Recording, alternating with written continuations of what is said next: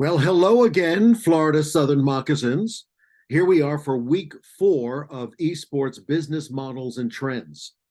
And once again, it's going to be a very jam-packed session. So let's get this show on the road.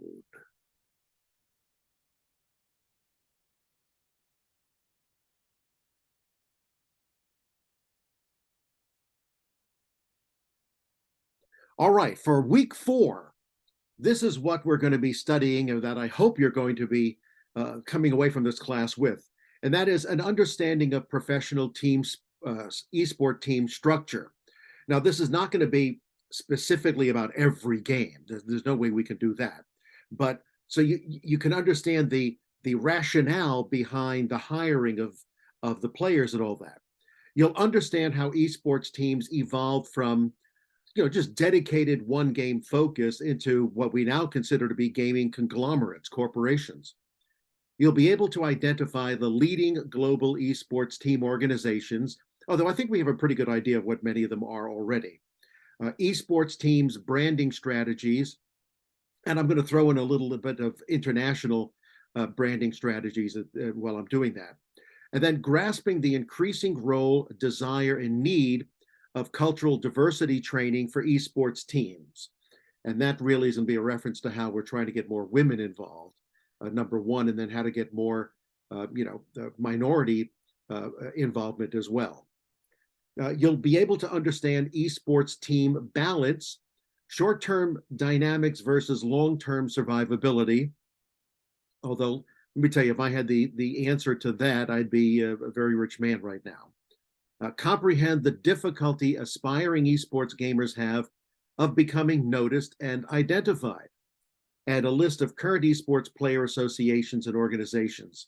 And that's something that we'll be touching upon for the remainder of the semester as well as understand the origins and nature of the esports gamer house and how it has evolved. Because I was very privileged to go to Korean esports gamer houses back in 2016, 2017, which reminded me of no less than a frat house, and very often a frat house getting ready for Saturday night, although the Koreans are not anywhere near as debaucherous as the American frat community happens to be. So what are the topics we're going to be studying here in week 4? The evolutionary development of esports coaching, esports team player roles, player salaries to a degree, esports athletes as independent contractors, which means we're going to have to start talking about taxes. Nothing is certain in life except death and taxes, right?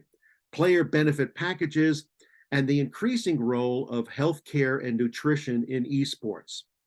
So let's figure out how this came to be and what are the business dynamics and logistics behind all of this.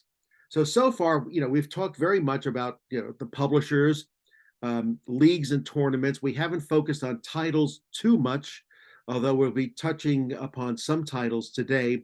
But the focus is really going to be very much on the teams and the players today.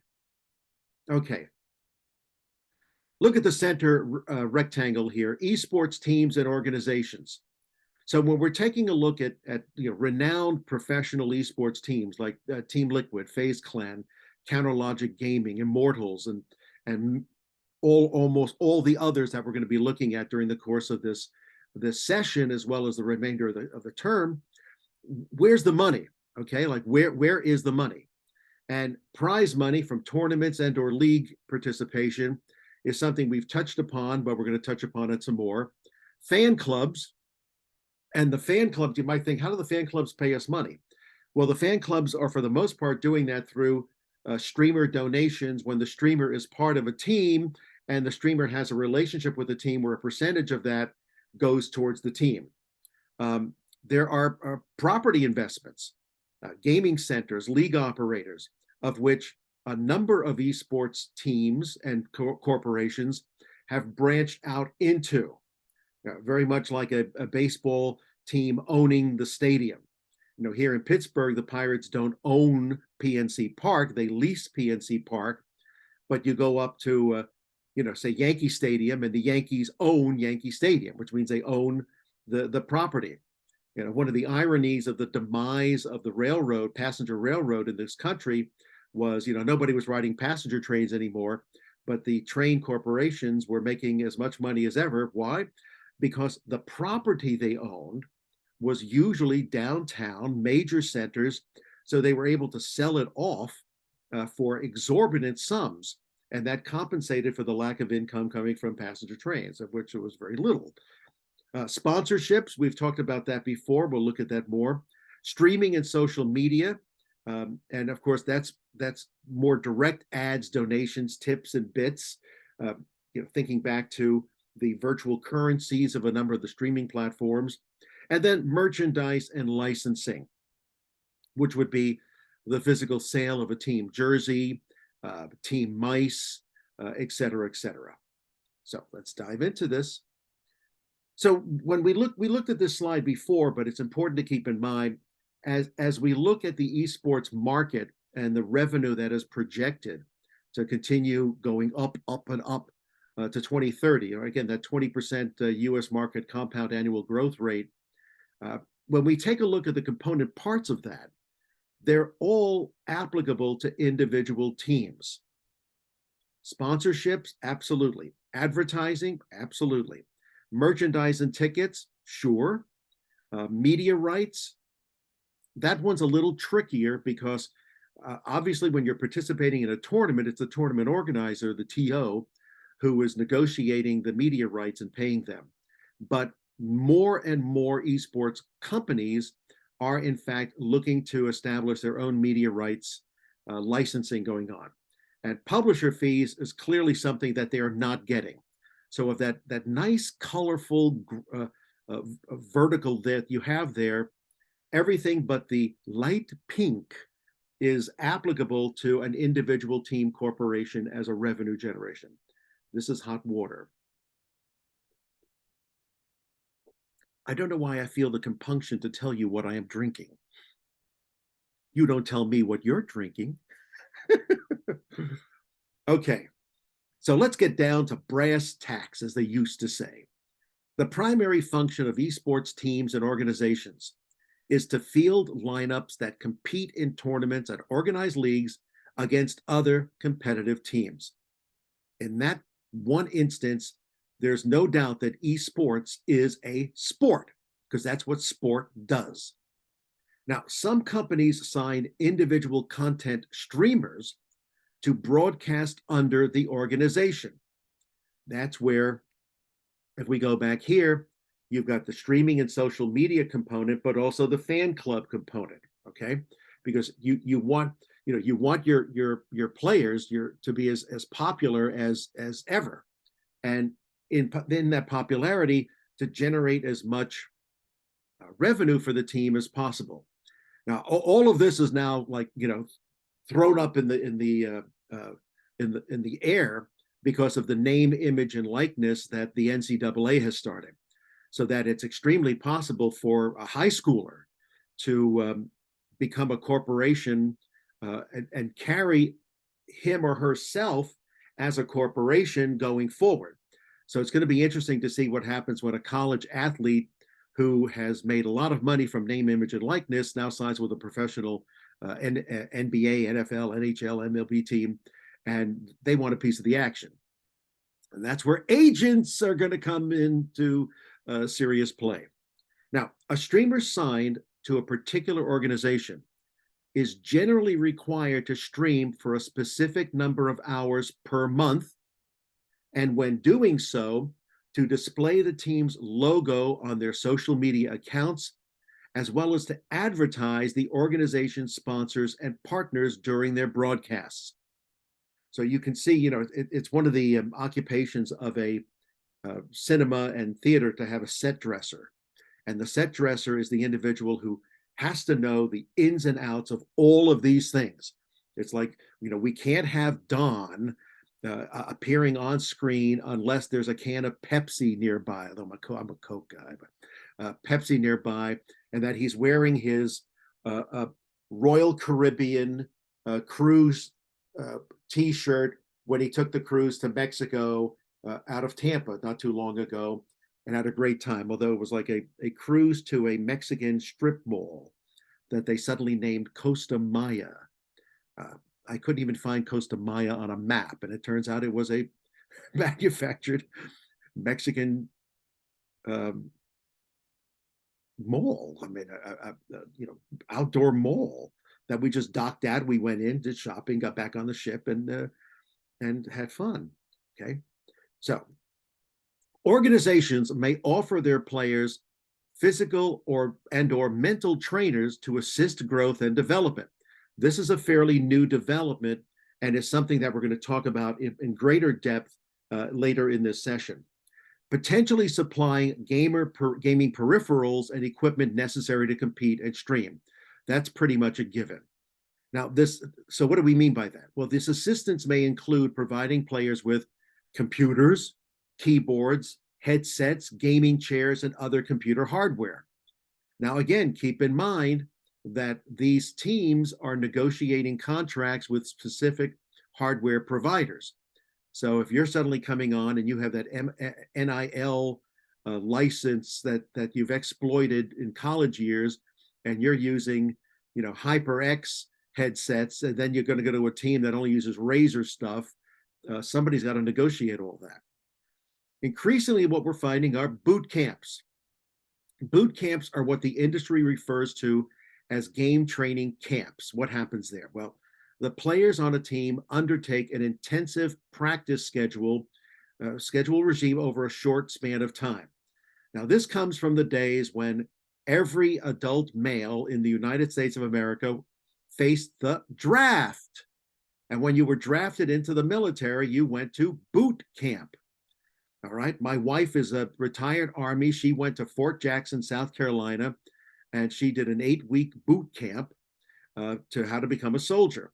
I am an Air Force veteran, and I kind of lucked out. I went to a 6-week boot camp down at Lackland Air Force Base in San Antonio, Texas, where I learned how to become an airman, which usually involved weird things like being yelled at constantly and being told to fold your underwear into 6-inch squares. And the drill sergeant would come out with a ruler to make sure that they were 6-inch squares. Drove me crazy. Fortunately, the drill sergeant was from Brooklyn and an eye tie. And so I was the oldest guy in the flight and the only one with a doctorate because I went enlisted so I could speak to my father and my brother who were enlisted. And finally, Sergeant Fisher said, "Marinelli, get in here." So I got in there and we started. He was like, "What are you doing here? Why are you here?" And I gave him the story and all that. And he said, "You have any questions?" I go, "Yes, sir. What's with the 6-inch underwear? I mean, what's with the 6-inch underwear?" And he said, "Do you think we really care if ultimately you fold your underwear into 6-inch squares?" And I said, "Well, it sure seems like you care." And he said, "No, we just want to know, are you able to follow simple instructions? Because if you are unable to follow as simple an instruction as folding your underwear in a 6-inch square, am I going to hand you a wrench to go work on the engine of a jet fighter with you not having the mindset and the responsibility to make sure that everything is followed out to the letter of the regulation regarding that engine?" And I was like, got it. I'm with you there, buddy. I'm there. Wait till you see my underwear. Continuing, I hope you don't mind these asides. Many esports teams typically have an entire international infrastructure of employees and other independent contractors assisting in day-to-day operations. And that's probably one of, if not the most unique aspect of a professional esports team. Because so much occurs online, and because we have internet and Wi-Fi capabilities, especially with 5G coming out, where latency is not even an issue across continents, across the planet. You have teams where we might be a Rainbow Six Siege team, and we're not even on the same continent, but we're playing together in the ether. So that is definitely one of the unique aspects of esports teams. Now, Obviously, you're going to have professional coaches and increasingly professional analysts who help train the competitive players. Again, one of the great things about our sport here is it's all digital, which means everything is recorded. Everything is absolutely captured. So we are able to go back and review it. This is unlike, say, if you watch a baseball game nowadays, it's videoed, and when the pitcher goes back into the dugout after the inning, especially if it was a horrible inning, they're given a tablet that immediately shows what just occurred, and they're able to check and see, well, of course they were hitting me because I wasn't getting the arc of my pitch that I wanted, or, oh my God, look, I was dropping the shoulder when I was swinging the bat, etc. There are also social media managers and content creators who engage in photography, videography, as well as associated video and photo editing. I think I told you that one of my students from Columbia University worked for World Wrestling Entertainment and said that there were 400 writers on staff coming up with potential scenarios for the wrestlers. And these were storylines, these were plot lines. These individuals create and distribute the team's announcements, score updates, as well as created content, in other words, specific to the team. This could be photographs and audiovisual works on the team's social media networks. Now, most of the works are owned exclusively by the organization. Okay, so that's one more asset they have that they're able to recycle for monetary purposes. So let's delve a little bit more deeply now into esports teams and players, how teams and lineups, how it all functions. Because in that regard, it's as specific as sports and as specific as the military. So, when we see this team, we know that it's, 6 players here, but each one of them has a very specific role in the sport. Each one of them has a particular expertise where they fit. And this is no different than traditional sport. You're not expecting an offensive lineman to be a tight end. You're not expecting a catcher to suddenly become a shortstop. Everyone has their particular expertise. And this applies across the board, men, women, and children too. Okay, so let's look closely at the most popular esport, which is League of Legends, right? We know it's a 5v5 team game in which the roles consist of a top laner, usually a tank, a mid laner, usually an assassin, a jungler, an ADC, all right, which is that's a damage outputter, and support, whose aim is to help the ADC. So already we have identified specific roles that are to be played. And in the same way that a traditional sporting team is going out looking for a left-handed pitcher, preferably with a side throw, the same thing is happening in esports. So here you take a look of, very roughly at Summoner's Rift, which, Rich, right? Come on, Don. And you can see the top lane, middle lane, bottom lane. The game is basically capture the flag. All right, blue wants to capture the red flag. Red wants to capture the blue flag, except they're Nexus. But getting there is not that easy. That's like saying the goal of World War II in Europe was to take Berlin. Well, it was not easy to take Berlin. Okay, so these are specified roles. How specified? Well, the only mid-lane wave management guide you'll ever need. This is available on the internet. Or the ultimate top lane wave control guide. Or, in fact, did I just include those? Yeah, just those. But again, you can see the expertise. This is, again, no different from a guide for quarterbacks, a guide for running backs, a guide for goalies, you name it. The same thing exists here in esports. Now, we got to talk money, right? This is about esports business models and trends.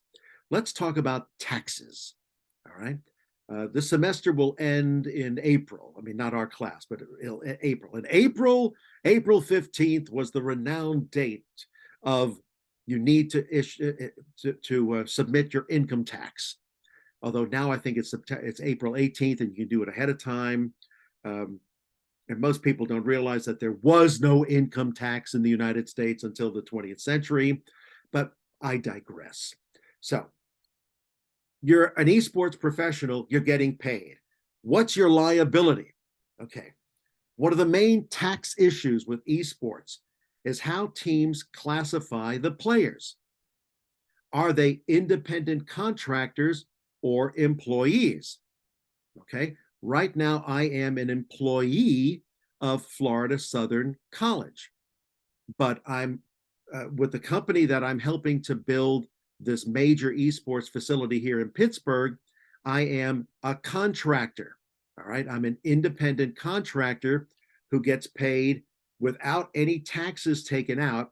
And then it's up to me to, if I'm smart, well, fortunately, my wife is smart, to take out a portion of that gross revenue that I receive in a check and say, this is going to be for taxes.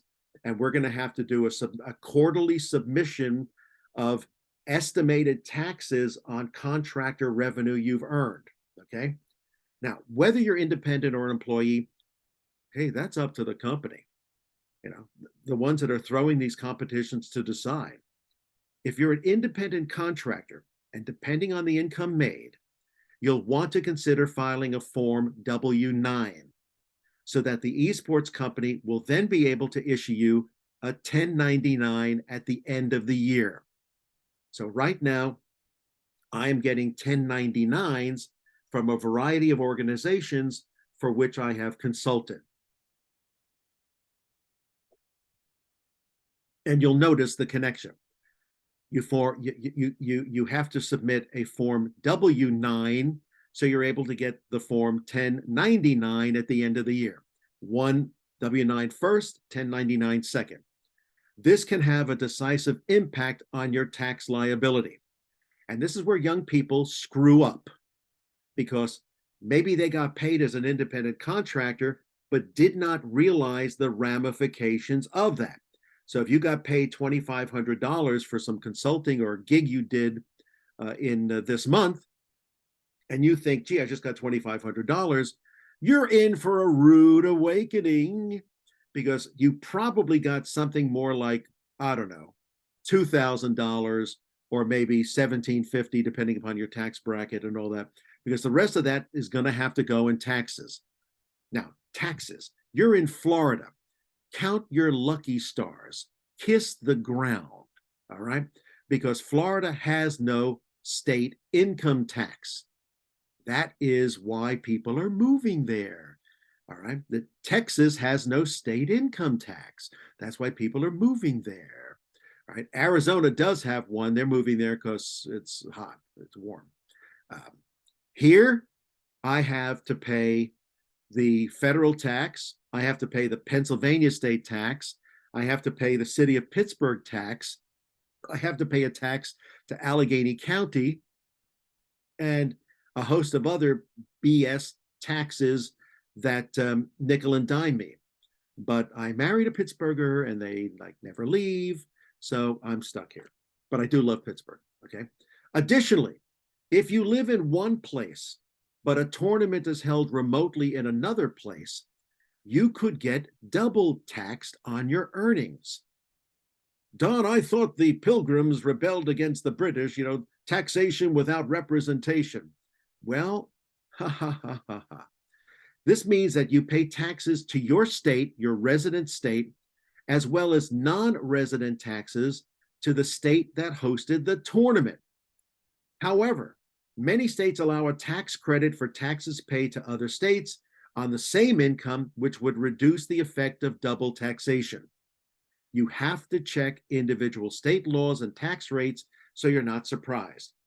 It might surprise you that in Major League Baseball, those players are earning their salary all over the country. And the way it works is when a team plays in another team's stadium, they get paid a portion of that revenue, which is then distributed to the players. So the players have a real challenge in terms of taxes, because if Aaron Judge is playing in New York, he's got to do New York State taxes, but he's also playing in Massachusetts, he's playing in Ohio, he's playing in California, he's playing in Texas, he's playing in Florida, et cetera, et cetera. And all of those states will itemize how much money that athlete has earned there and how much taxes are owed them. Which is why when you see these exorbitant salaries, and they are exorbitant, don't think they're getting all that money, because they're not. You may also have to pay a jock tax. Did Don just say jock tax? Yes, he did. If you are physically traveling to another state to play there, that's what I just said. Even if someone lives in another country and comes to the United States to play in a championship, they would have to pay U.S. federal income tax on any money they win. So think about these tennis tournaments, all right, that are occurring in the U.S., where players from all over the world are coming and they're winning $1 million. Well, guess what?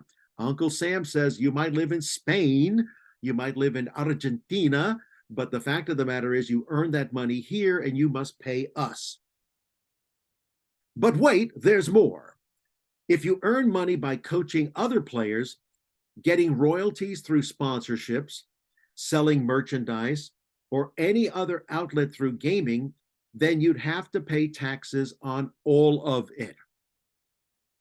Let me tell you, folks, it's not fun, and it gets very complicated. And you would do well to take a sport law and the sports class. The center that I ran at Carnegie Mellon, I made sure they had a sports and the creativity industry, so they knew about their drawings, their animations, their videos, and what requirements and responsibilities they had in terms of ownership, copyright, trademark, taxes, etc.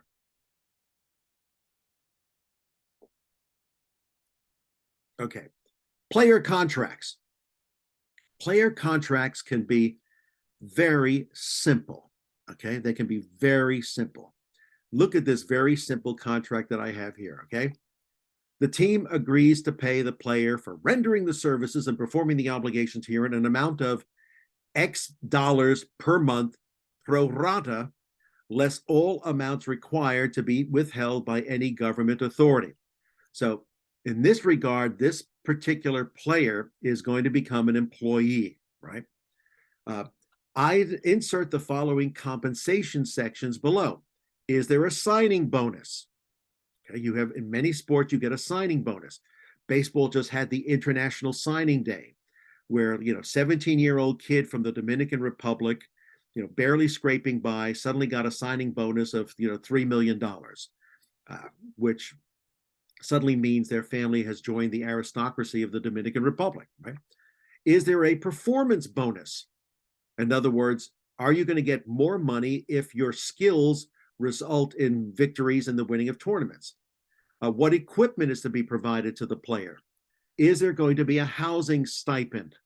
Now, housing stipend can be for you to live elsewhere, like your own apartment, you have a family, what have you.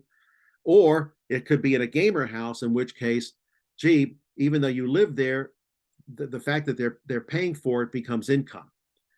Are they going to pay health insurance or other benefits? Will there be trade payments? Trade payments means, suppose if we own you, we can trade you, because again, esports does not have a collective bargaining agreement. Although the fact of the matter is there usually are no trade payments, because the independent contract, the employee makes it clear that he or she is in charge of their life, right? And any sort of advertising and intellectual property compensation. Now, for that, the services to be rendered by the player include attending X hours of team practices and meetings per week, with a regular schedule to be determined at a later date. Attendance at team boot camps. Remember, we mentioned boot camps before all major tournaments. So we can really sit down and figure things out, how we're going to approach this game on this map in this environment against this team. And all travel expenses to be covered by the team. C, participation in all major tournaments as determined by the esport game at issue, and at minimum X number of minor tournaments per month. We want you out there. This includes participation with media events at these tournaments, including, but not limited to, signings, interviews, and panels. And lastly, X hours of streaming content on Twitch, YouTube, Facebook per month. So that's how as simple as a player contract can be in terms of compensation. As simple as that in exorbitant sums can be earned. Let's look at Johan No-Tail Sunstein, $7.2 million in earning from Dota 2. So the Danish Dota 2 veteran became the top earner in all esports in 2019 for leading Team OG to victory at the International for the second year in a row. OG is a professional esports organization based in Europe, formed in 2015. They are best known for their Dota 2 team, who won the International in 18 and 19. So you can see the earnings here are significant. You can pretty much bet that Johan had a performance bonus in there and probably other perks. Okay, now coaching. Coaching is kind of enigmatic when it comes to esports because unlike professional sports, where the manager, the coach of the team is really it's really significant. In esports, it's still very much the individual players. This is one sport where you could almost say it's grassroots, where the players are the ones that determines what's going on. So what I'm presenting here is an amalgam of commentary that esports coaches, both amateur and professional, have said, which give us insight into the challenge of being an esports coach. They all agree that esports needs a standard for coaching, which means what? That there isn't a standard for coaching. Esports coaches would like to see experiments with less practice time. Right now, the mindset for esports is, if we're going to use boot camp as an example, it's Marine Corps boot camp, right? It's different from Don's Air Force boot camp, which was 6 weeks. Marine boot camp is like 11 to 12 weeks and is grueling. And so a lot of the coaches are saying, does that need to be the way it is? It's the way it had been, but does that need to be the way it's been? Which is really kind of different from, say, Major League Baseball, because in the old days, the salaries that were paid were good by the era, but nowhere near the riches that are being paid today. Which is why baseball players had to have jobs during the off season. Who dug ditches, who worked in their father's shop, who drove a truck and all that. And they went to spring training because they needed the 6 weeks of spring training to get into shape, which indicates what? That over the off season, they got out of shape. But now athletes it's a 24/7, 365 occupation. So there's increasing talk, does spring training need to be 6 weeks? With MLB, at least, it's 6 weeks so you can see the young players, the minor league players, which is one of the reasons why the seasoned veterans sometimes don't even participate until the 3rd or 4th week of spring training.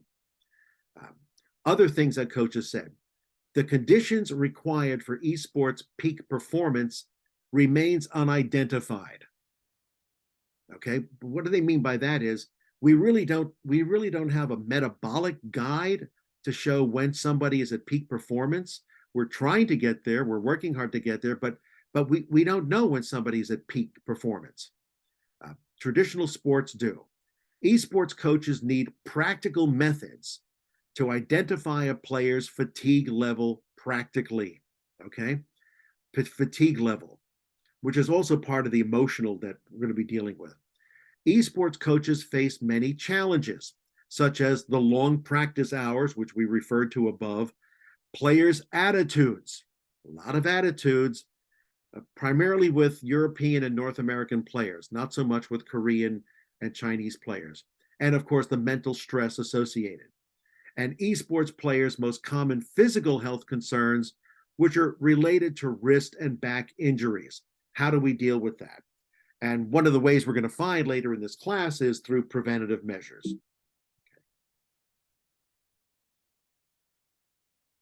Okay. I want to talk about gender breakdown. All right. Gender breakdown is something that is occurring. It's not occurring fast enough, and it's something that that has to happen. Now go back, Don. Go back. Okay. So let's take a look at what Ryan Reeve3 Morales, a lead gameplay producer, had to say about this. And okay. So a couple of years ago, we looked at the overall diversity of our roster. And one of the things it showed was that we had like 60% male champs and 40% female champs, or something close to that. We feel long term, it's probably better to have something like 50-50 male and female champs.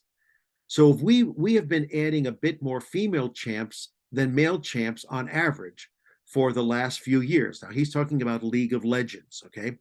This is something we will likely continue until we are closer to the 50-50 roster. Now, Ryan Reeve3 Morales is lead gameplay producer for League of Legends. So here you have the most popular video game in terms of esports, but even he is now saying, look, we need to change things up. So let's go to the next paragraph because it's really fascinating. When asked to explain further why a player felt that Riot was abandoning half of their player base by making only female champions, all right, that's that 60% of male champs suddenly finding their 60% of male champions that they could select is now going down. Well, Morales shared some internal demographic information.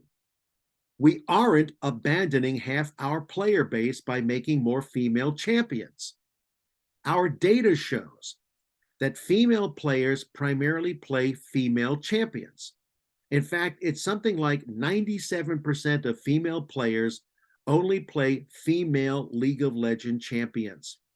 Male players are evenly split between male and female champions. So male players play 50-50 between male and female champions in League of Legends. So if anything, whenever we make a male champion, we aren't abandoning most of our female players, since most of our female players won't play male champions at all.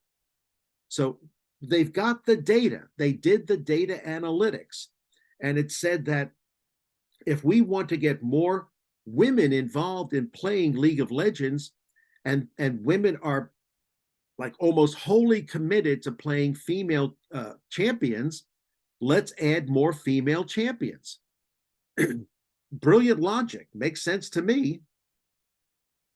So now let's take a look at the leading professional esports teams. Now, this is November 2021 by total prize money. And this is where we encounter familiar names, right? Team Liquid, based in Europe, right? $38 million. OG, which we mentioned previously, 36 million. Evil Geniuses in the US, 25 million. Team Spirit, well, okay, 20 million in Russia. Virtus Pro, 18 million. Fanatics in the UK, 17. Through Team Secret, you'll notice one US team among the top ranking money earners in November of 2021. That's why if you're really into esports and you like to travel, you should think about the world. Okay? Europe is beckoning, especially since Europe doesn't offer esports classes. Okay? So let's take a look at the richest esports organizations. We already took a look at some of them, but let's delve a little bit more deeply. Okay? The way they became corporations, okay? The way they became corporations is directly tied in to this profile of tiers, okay? If you look at esports viewership tiers by peak viewers in the first quarter of 2021, this is a year-over-year report, April 1, 2020 to March 31st, 2021, you will see why, if you were simply focused on PUBG or Rocket League, guess what? The money wasn't really there. Okay. These were basically tier 4 tournaments. Okay. Now, this is different than when we looked at the tournament section. We were talking about Riot. Riot considered a tier 1 tournament, a tier 2 tournament, a tier 3 tournament based upon the monies earned. Tiers are they're actually all over sports. There's Major League, there's AAA, there's AA, there's Single A. My wife and I drove up to Toledo, Ohio, a few weeks ago to go see the Toledo Walleyes hockey team.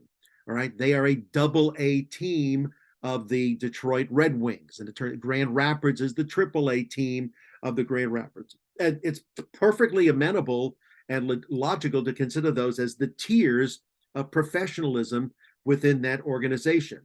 The same applies to esports. So you take a look at this. Gee, I'm big on Hearthstone, Overwatch, PUBG, Apex,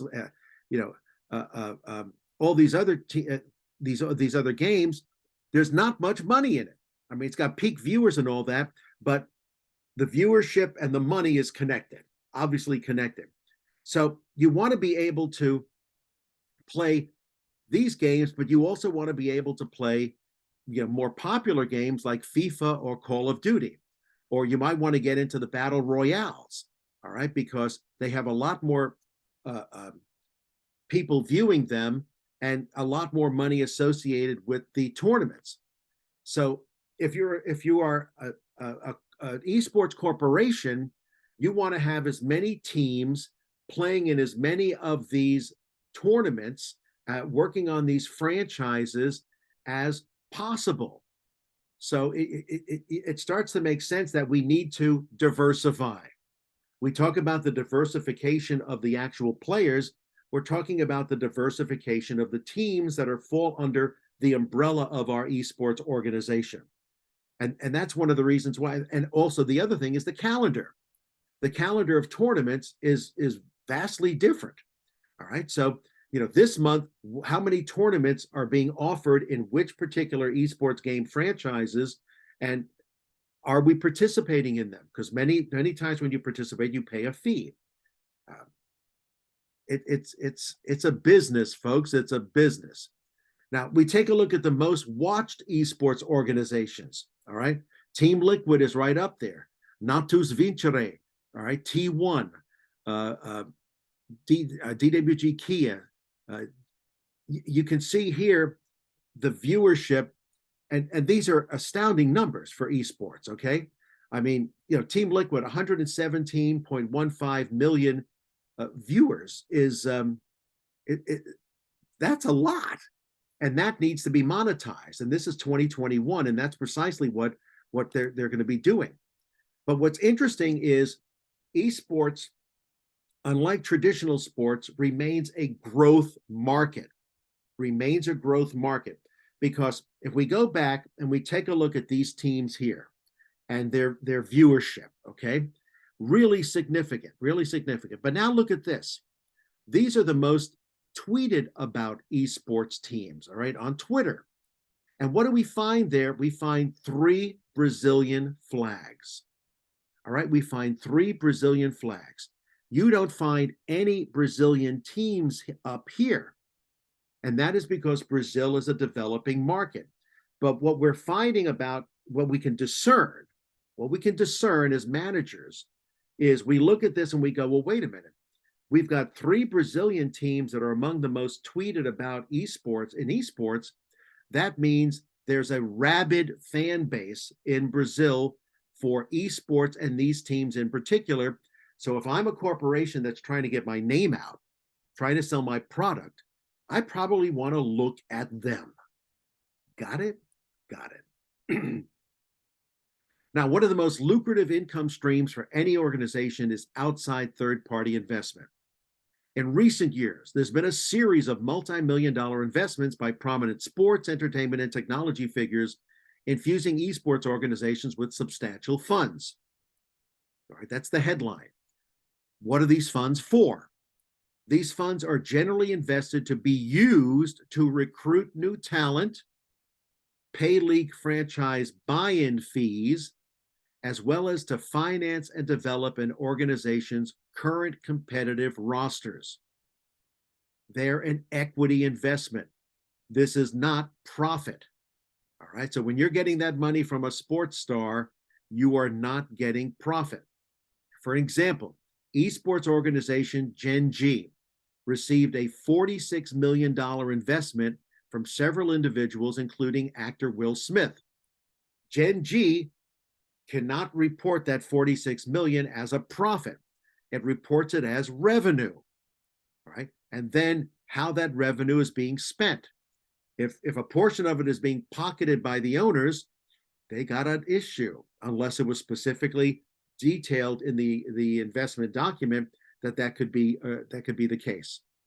You know, it's funny because these are for-profit organizations. Colleges and universities are not-for-profit organizations. So there's no college or university anywhere in the United States that ever makes a profit. But they make surplus. They make a surplus. And here in Pittsburgh, hospitals, well, hospitals all over the country are not-for-profit organizations. And the University of Pittsburgh Medical Center normally has an annual profit, surplus of about $500 million. Okay, so how do we get our profit there? We jack up the salaries. All right, I'm going to run UPMC and I'm going to make $8, $10, $12 million a year. And it's one of the reasons why there's an ongoing fight between city government and the not-for-profits within their city about, are they paying their fair share for all the services that they get by being in the city. And this is happening in like every major city. I don't think it's happening in Lakeland. I don't know. Here in Pittsburgh, it's starting to get ugly. Okay. The other thing I wanted to throw out here was the idea of corporate investment in Asia is common, is expected. And the best example of that I can give you is the Korean Baseball League, the KBL. Because unlike the New York Yankees or the Pittsburgh Pirates or the Tampa Bay Rays or any other team, or the Tampa Bay Buccaneers and the Pittsburgh Steelers and the New York Giants and Jets, in Europe, you're identified by the corporation that owns you. So you take a look at the teams in the Korean Baseball League, every single one of them is owned by a corporation. The Kia Tigers, okay, they're owned by Kia Motors. The Samsung Lions are owned by Samsung. The Nexen Heroes are owned by Nexen, a tire manufacturer. The Doosan Bears are owned by Doosan Corporation. LG Twins, LG, SK, Wyverns, Wyverns. What the hell is a wyvern? Okay. They're owned by SK Telecom, South Korea Telecom. Lotte Giants, my favorite KBL team, is owned by the Lotte conglomerate, which are a lot of department stores. And Hanwha Eagles is owned by Hanwha. This is normal. All right. In Japan, while there are, in fact, city-identified teams, corporate investment is also significant. Here, it becomes an issue. It's like when Turner Broadcasting invested in the Atlanta Braves, when the Chicago Tribune bought the Chicago Cubs, and it usually ends poorly. Whereas in Asia, you find this corporate investment. Samsung really does care about their team because it's carrying their name. And so their investment flows more freely, as opposed to the Chicago Tribune ultimately saying, you know what, we're not getting what we thought we were going to get in terms of a bottom line from the Cubs. Let's sell the Cubs. So here's an example of, I want to compare some esports teams. Let's look at SK Telecom, which then became T1. So T1, previously known as SK Telecom, is a South Korean esports organization operated by the T1 Entertainment and Sports. That's a joint venture between SK Telecom and Comcast Spectator. It's 3 times LOL World Champion, 10-time LOL champions in Korea. Its sponsors, not its ownership, its sponsors include BMW, Nike, Douyu, which is Chinese internet company, Red Bull, Twitch, Hana Bank, Steel Series. Note, Douyu, as I said, is a Chinese video live streaming service. So those are the sponsors and partners, but the ownership is the T1 Entertainment and Sports joint venture. Now let's look at FaZe Clan, closer to home. FaZe Clan is generally regarded as the top esports organization in the world because of its vast media influence and exceptional player skill levels, which kind of makes sense that it's headquartered in LA. Founded in 2010, the organization has players from around the world across multiple games, that tier of viewership that we saw. Call of Duty, CSGO, PUBG, Rainbow Six, Halo, Valorant, Fortnite, etc. So you can see that, notice what it says, it's that their vast media influence and exceptional player skill levels, expertise is expected here. You know, ironically, when you look at the Los Angeles Dodgers, no one really, is everybody looking at how the Oklahoma City Dodgers are doing, their AAA team? Or, they used to have Albuquerque Isotopes, or, we don't really follow what the minor league teams of our professional sports are doing all that much. Whereas in esports, it's completely opposite. So let's look at Team Solo Mid, right? TSM. Professional esports organization based in the US, founded in 2009. Currently fields players in multiple esports franchises, right? That's the way you do it. Their LOL team has won 7 of the total 16 splits of North America's LOL Championship Series. They're based in LA, right? TSM remains the most valuable organization in esports with an estimated valuation of $540 million. That's according to Forbes in 2022. TSM saw its value increase 32% year over year, according to Forbes.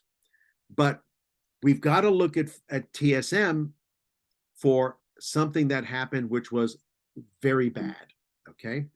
And that was, let me go back. No, Don, Don, what's happening to you?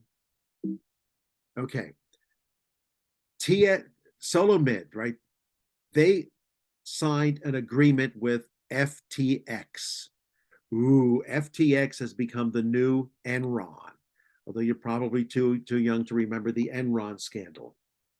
Last year, FTX announced that it would be part of a $100 million investment to spur the development and synergy of the Solana blockchain into video games, right?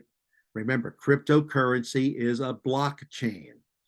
But FTX's biggest impact on gaming and esports was its title sponsorship with TSM.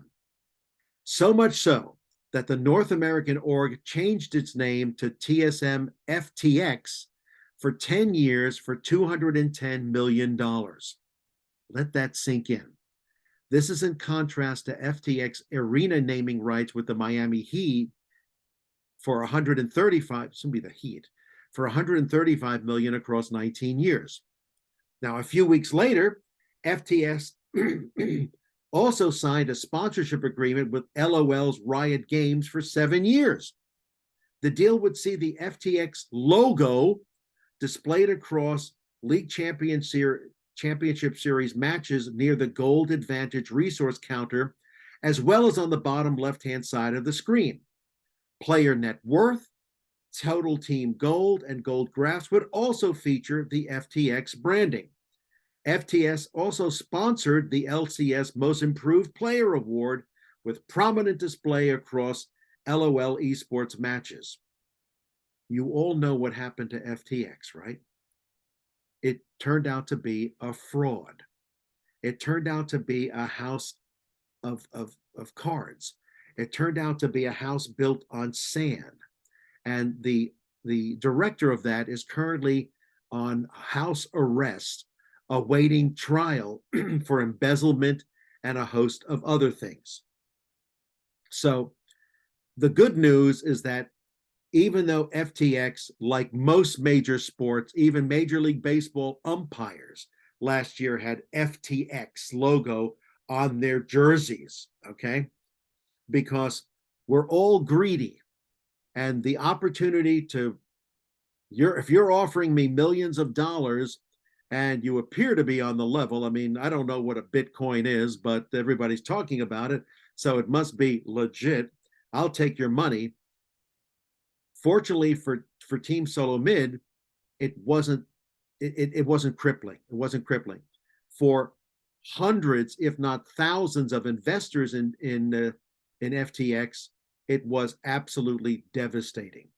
And so now what the government is doing is going out trying to round up the money that FTX gave out, viewing it basically as laundered cash. Okay. Like if you got money from a cartel and the government finds out about it because they broke the cartel's secret communications and all that, they'll come after you because that money was made from ill-made gains. So even esports is not exempt from succumbing to the issues that are associated with investment. Okay. Now, let's take a look at NBA and Take-Two. When NBA and Take-Two Interactive teamed up to launch the 2K League in 2017, the concept was considered revolutionary. All right. And the NBA was prescient. Prescient means they were able to think ahead. Okay. NBA teams were paired with esports offshoots, and that expanded from the initial 17 teams to 22 NBA teams and one Chinese import, the Genji Tigers out of Shanghai. The Chinese love basketball. This groundbreaking league paved the way for other leagues and teams to make formal partnerships within the esports ecosystem. And here you're seeing athlete investments in esports. Okay. The MLB and the MLB Players Association teamed up with Sony to launch MLB The Show Players League, with one player from each of the 20 MLB teams participating in a tournament representing their real-life teams. Then Rays, now Padres ace Blake Snell, took home the inaugural championship, raising $30,000 for the boys and girls clubs of the Sun Coast in the process. So even though he's no longer in Tampa, he had them in mind. But what I want to point out is the paltry sum that was earned. $30,000? $30,000? So you can see where MLB is treading lightly into esports. They're going to be the losers if they do this in the same way that the NFL is treading lightly into this. And the NHL is treading lightly into esports. I would say gung-ho. Go gung-ho. And if anything, you can be like the NBA, where the NBA esports team in Take-Two does not have the same name or the same distinct trademark as the NBA team. It's got some variation of it or some expansion of it. So if the Pittsburgh Steelers are concerned that in Madden NFL they might have a loser team there, call them something else. All right, call them the Pittsburgh Three Rivers. Call them something else. But a lot of this is pride and vanity. Okay, let's take a look at Echo Fox. I'm doing this to try to get my face out of the way. Okay, a former sports organization, Echo Fox, was originally founded by former NBA player Rick Fox, and he received investments from the New York Yankees, as well as Kevin Durant and Odell Beckham Jr. Now, what we're going to do now for the next few slides is look into we're going to slice and dice investment and slice and dice how we're trying to generate more revenue for teams. Okay. So a celebrity-driven investment was a $15 million raise for NRG Esports, which included Jennifer J. Lo, Alex Rodriguez, remember they were a duo, Michael Strahan, and Marshawn Lynch. Now, it is important for you to understand these third-party investments are not considered revenue. I'm going to beat this horse till it's dead. It's not considered revenue to the organization because these funds are intended to help the organization comply current, prospective financial obligations and growth. A third-party investment is also typically provided by these individuals in exchange for equity. which is an ownership interest in the organization. They own, when we talk equity investment, we're talking about stocks. All right. A Broadway show. Last night I went to see Jagged Little Pill. All right. Uh, on Broadway, as no matter how big the show is, it's usually divided into 100 shares, right? 100 shares. And of those, the general partner, the individual who's the brain behind all this, gets 50.1%. And that 49% is broken down into 100 shares of that 49.1%, and then is divided infinitesimally, infinitesimal, God, maybe I had a stroke. I don't know. It's really sliced and diced thin, depending upon how much money you want to invest. Okay. So let's look about how esports teams make money. We've already talked about a lot of that, but let's talk about salary. How much money can you make from esports? The standard right now for a mid to high tier professional esports athlete is $50,000 to $75,000 annually from salary only. Now you might be there going, gee, that's, in the old days, 50,000. Let me tell you, when I was growing up, when I was your age, making $20,000 a year was considered, I was living the high life. 20,000 a year, poverty. Okay.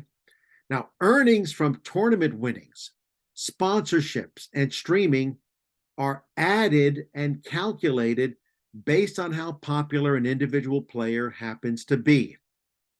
So, like, I might hire you to become a professional player on one of my, or one or two or more of my esports teams within my conglomerate, but I want you to continue streaming and getting sponsors, except now we might divvy up the income. Okay, more. The simplest way to make money in esports is to win tournaments, sponsorships and partnerships, streaming and content, and merchandise. And here, the top 10 esports players by total prize pool as of 14 December 2020. I want you to look at this because while I would be quite happy making $500,000 or making $373,000, or frankly, any of these sums that you see here, they're not the exorbitant sums that you think about. And the one thing I can tell you is that, Sven here, to make his $500,000, he worked his tail off. All right. He worked his tail off in terms of tournaments, sponsors, partnerships, streaming content, and merch. So the esports player, unlike the professional athlete in today's world, is working hard for his or her money. And we're starting to see this reverberate.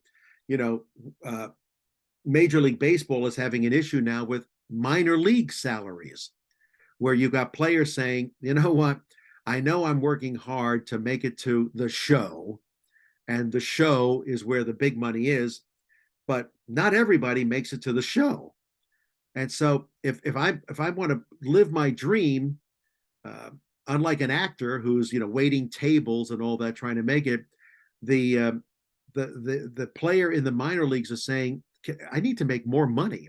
I need to make enough money to make pursuing my dream a rational decision rather than a ridiculous decision. Okay. So this is a slide that compares esports prize purses compared to traditional sports. And all you need to look at is the light blue. Okay. And once again, Dota leads all esports tournaments.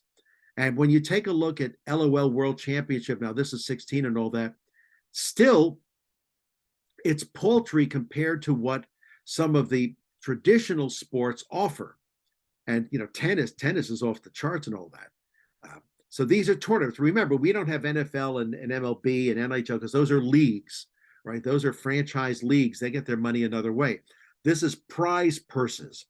So We could do one of these simply for horse racing as well. So you can see that esports still does not have the purses that are associated with golf or or football or things like that. And by football they mean the soccer. Okay. Now the most lucrative games in esports. Again, we've said this over and over again, but then we say it over and over again so it'll sink in. Dota 2, right?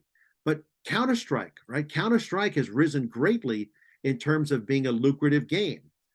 LOL, is up there, and Fortnite and StarCraft, Heroes. Now look, Epic Games is offering $40 million in prize money for the first Fortnite World Cup starting on April 13th. The company has promised to put up $100 million in total prize money for Fortnite events throughout 2019. So we talk happily about that young lad from Eastern Pennsylvania who won $3 million in the inaugural Fortnite tournament. Good for him, good for mom. Mom loves him. Mom got a new house and all that. But Epic is realizing that the money generated from Fortnite really requires a major increase in investment into Fortnite in order to keep people playing. So it makes sense. And all of this is going to be changing in terms of trends because of the mobile component. And you'll notice Valorant has made a very big deal about Valorant's going mobile. And going mobile means a lot more smaller tournaments. And I like that idea. A lot more smaller tournaments because that will help with player rankings. And right now, if you're an esports player, how do you become known? It's through a ranking system that is rather Byzantine, the ELO system, which we'll talk about, I think, later. Now, also business models. Sale of both physical and digital team merchandise has also become an additional source of revenue. Teams have begun selling their own merch containing the team's imagery, as well as individual player merch on their own websites. Now, some organizations contract directly with a merchandise distributor, Champion, or whoever makes these t-shirts, who sources and dispenses the items, while some teams actually produce and distribute their own inventory. I mean, I'm pretty certain that when you go to the bookstore or the shop at Florida Southern campus, Florida Southern isn't printing the t-shirts and the jerseys and the hoodies and all that. They've contracted with a distributor of those things. But esports organization Fnatic has created extensive internal merchandise distribution, offering a variety of branded gaming peripherals, as well as traditional merchandise like t-shirts, hats, water bottles, backpacks, and mouse pads. If they are branding it themselves and overseeing the manufacture themselves, they will have a higher profit margin for those items. Okay? Now, things are getting creative, and this is where it gets interesting, especially for those of you who are majoring in marketing or minoring in marketing while you're doing this. So what's happening now is that in conjunction with the game publishers, esports teams may earn proceeds from the sale of digital in-game products bearing the team logo or name. For example, let's give you an example. Competitive gaming title Rocket League provided each of the 11 organizations in its Rocket League Championship Series, the RLCS, with the ability to earn 30% of the revenue from the sale of their respective branded in-game item. Think of that. I mean, Epic, smart. These items include branded car decals, team-specific player banners, and custom wheel options that a fan may purchase, equip, and use on their own console. Yes, is it a microtransaction? Yes, but it's a microtransaction that has expanded the back end, right? It's expanded the back end, and it's allowing now the 11 organizations that are involved in it to earn money from that. Now, additionally, the developers of Rainbow Six, right, R6, Ubisoft, has created a similar revenue sharing program. Now, under this program, each of the league's 14 participating teams earned 30% of the revenue for its own respective item sales. These consisted of a team-branded bundle that includes branded headgear, uniform, a weapon skin, as well as an equal share of 30% of the revenue earned from the sale of a Rainbow Six Pro League branded items product. See how what we're looking at here is revenue sharing. And it's revenue sharing by expanding the potential microtransactions that are available. But wait, there's more. The National PUBG League also provided its 16 participating teams with a portion of the profit earned from specific in-game items. Now, in 2019, it was reported that a total of $21,498.01 was raised through the sale of a branded in-game jacket, with 25% of the figure split between the 16 teams in the league. Little cheaper, $21,000, ain't a lot of money, but I'll take my share of it. So while the actual amounts an organization earns from the sale of in-game items might not be substantial, 21,000 is not substantial, it is an important income stream that has the potential to grow in the future, especially as teams continue to prosper and as more fans continue purchasing these digital products. I want you to be the ones that come up with this new idea about how we can generate additional revenue for us and for the teams by more of these wise initiatives.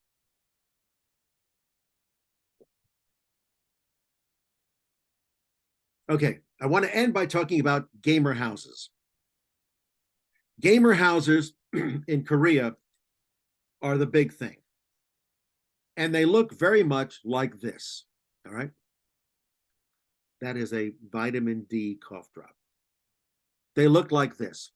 When we invested our millions of dollars into bringing InVen over from Korea to the US and sat them in California, their mindset was gamer house. And so they rented this big house, and basically they didn't destroy it, they redecorated it so that instead of one bedroom, you had bunk beds in like 2 or 3 of the bedrooms. It became literally a dorm. There were like, bunk beds here, bunk beds there. So 6 people were in one room, 6 people were in another room. And they equipped the living room and as much as possible into what you see here. And one of the bedrooms, though, was Don's bedroom, because I would fly out from Pittsburgh regularly to see how things were going. But it became apparent that Don, as an okay boomer, I wasn't about to live in a frat house. Shared bathroom, who left the soap, whose towel is this? So I ultimately made an agreement, I'm going to stay at a hotel.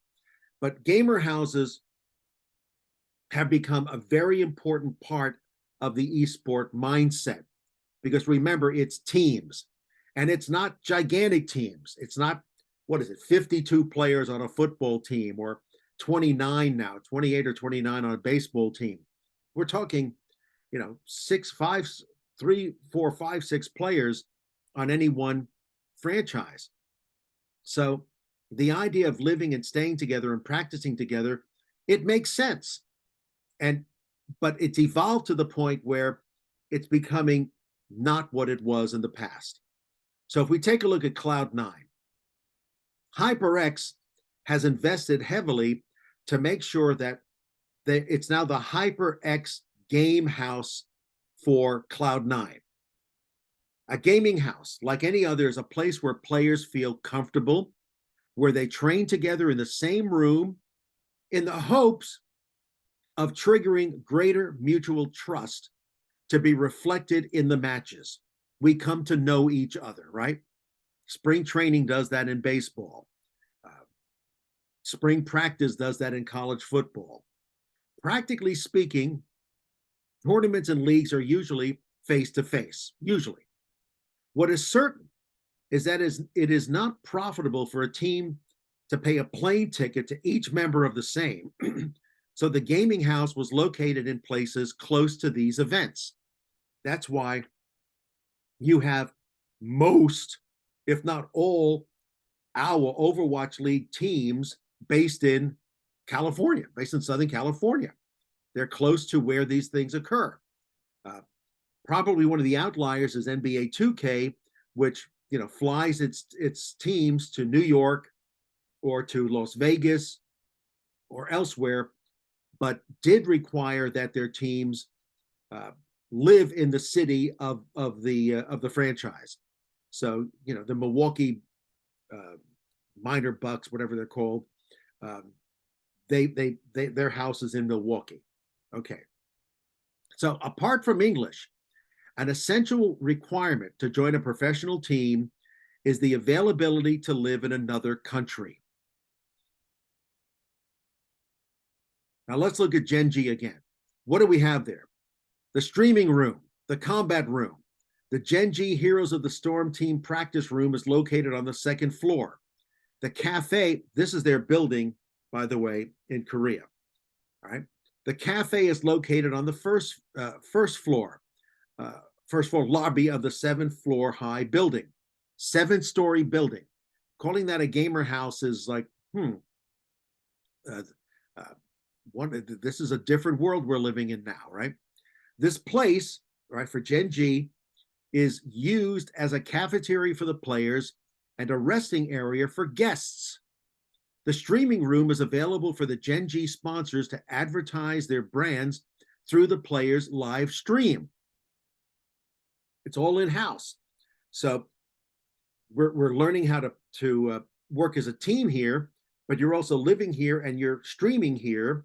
And so we're able to keep an eye on you to make sure that you are doing what your contract states, okay? Foreign teams that visit the Gen G Seoul headquarters can scrim with the Gen G players in the combat room. Office space for the staff members is located on the 3rd through 5th floor. You can see how this has evolved greatly over the years. Spain's Team Heretics is one of the most successful sports clubs thanks to its significant roles in COD and other Activision Blizzard shooters. You will notice this does not look like a frat house, right? This has got class to it. It's got decor. It's got style, and it exudes a professionalism that they want to exude and inculcate in the team. Now, one of the team's sponsors, Totino's Pizza brand, gotta love Totino's, will pay for a huge house they have called Totino's World Cup House. This is located in the state of Georgia. And this is up for 100 Thieves, sorry. Right? The team wants to give the best possible space to its players to compete at the highest level without having to worry about anything as explained in the statement. So we've got, pizza companies shelling out significant dollars to make sure that the team that they've invested in has this incredible facility. And we saw this in colleges with the expansion of health centers, right? Of every college having to have like an Olympic-sized swimming pool, and locker rooms needing to be replicated from the professional and all that.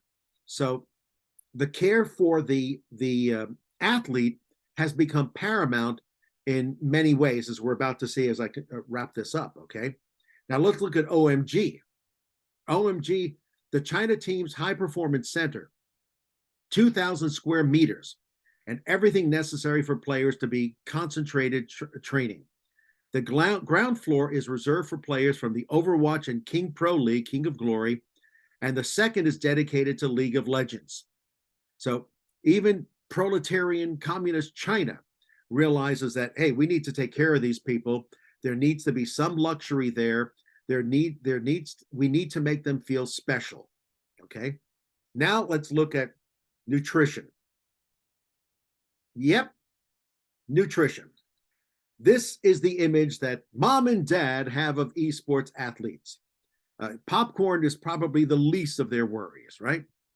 But one of the things that you have to take a look at, which is true, is that the traditional esport athlete ain't exactly Charles Atlas.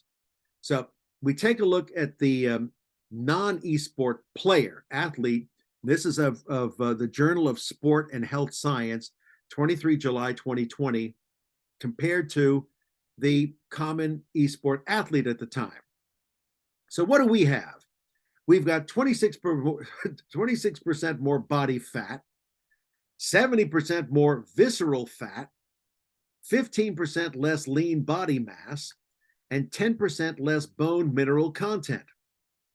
Now, before we go running off the edge of the pier or jumping off the bridge and all that, probably the number one question to ask is, well, does that really matter when it comes to the performance in a video game? And the answer is, it can matter minimally, but increasingly minimal and fine lining it is becoming the differentiator between top of the line and run of the mill, which is why increasingly the esports athlete is being viewed as exactly that, as an athlete. And when we say being viewed as that, we mean that all of these areas, physical therapy, occupational therapy, carpal tunnel syndrome, right? Athletic trainers, exercise specialists, nutritionists, registered dietitian, optometrists and ophthalmology, right? Psycho, your how are you feeling, your emotions, your psychiatry, your psychotherapy, and your primary care sports medicine. All of those are now active when it comes to esports with the top organizations. They want their athletes, they want their gamers to truly become athletes. Okay. Esports nutrition for gamers. Foods that are high in saturated fat, sodium, and added sugar are also foods that should be avoided. Keep fruits, vegetables, whole grain, dairy, and meat at the top of your list because they offer vital nutrients and provide the energy, etc. You know all that, right? It's also important to consider the timing of your meals. Eating a big meal right before a competition is not smart. It's like eating a big meal before you take your graduate record exam, right? You should snack on healthy foods like an apple or a banana. This ensures your energy levels remain stable without any discomfort while you're playing. Any discomfort caused by food can break your focus when you need it most. Okay, now I was okay boomer there, but it's true. It's absolutely true. So again, we're cramming so much into 7 weeks, but I hope that this was a good takeaway for all of you, and that you walk away knowing more about the business models and trends when it comes to these particular topics than you did before. So thank you very much. Again, I look forward to your assignments. I try to grade them as quickly as possible, and I try to chime in on the discussion as well, because it's really how we get to know each other. So thank you very much, and see you next week.